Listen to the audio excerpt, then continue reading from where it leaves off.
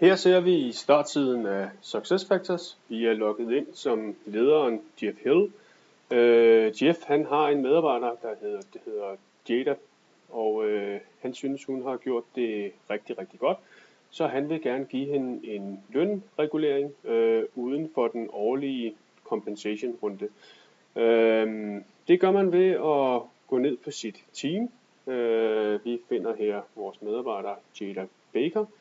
Og vi kan selvfølgelig også lave ændringer på andre i vores team, og det man også skal bemærke er, at vi har en Matrix medarbejder, Sydney Bertel, som jeg også har en adgang til at lave opdateringer på.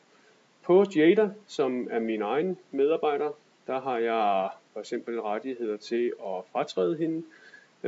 Jeg kan tilføje alternative kostcentre, der skal bogføres på, eller hvad det kan være. Det jeg gerne vil, det er, at jeg gerne vil vise, hvordan man laver en PA30 lønregulering i SuccessFactors. Det vil sige, at man går direkte ind på de løninformationer, medarbejderen har, og laver en lønregulering. Lønnen ligger nedenunder Personal Information i det her system. Der er frit valg for, hvor man har valgt at lægge det. Det her er et demo-system, som man kan se, så ligger der rigtig mange forskellige informationer herinde, og det går rimelig hurtigt med at finde de her. Det man også skal bemærke, det er, at man ikke skal skifte mellem infotyperne, men man bare kan scrolle nedad, og så ligger alle de informationer, som man skal bruge. Vi så heroppe, at løn lå her, og ligesom i SAP, så har man en blyant, edit. Så lad os prøve at gå ind og se, hvordan det ser ud, når man laver en lønregulering direkte på løninformationerne. Jeg bliver spurgt om, hvornår lønændringen skal træde i kraft. Det skal den per 1. december 2016. Den henter løninformationerne fra 1. december 2016. Det kunne jo være, at de var lidt anderledes end dem, jeg åbnede per dags dato. Jeg lægger her mærke til, at min medarbejder hun har en comp ratio på 77. Men det, der er mest interessant, det er, at hun faktisk ikke ligger i sit lønbånd. Hun har en lavere løn, end det hun egentlig skulle have, og det er derfor, jeg har inde og rette det. Jeg kan gå herned og sige, at jeg vil rette hendes beløb. Jeg kan give et fast beløb, jeg vil ændre det, eller jeg kan give et reguleringsbeløb. Jeg vil gerne regulere hende med 4,2%. Den regner ud, at det er $121, og ny løn er 3.011, og jeg siger gem. Den har regnet nu ud af hendes comp ratio. Den er 80, men hendes løn er stadigvæk under hendes lønbånd. Lad os se, om jeg kan ændre det lidt op igen.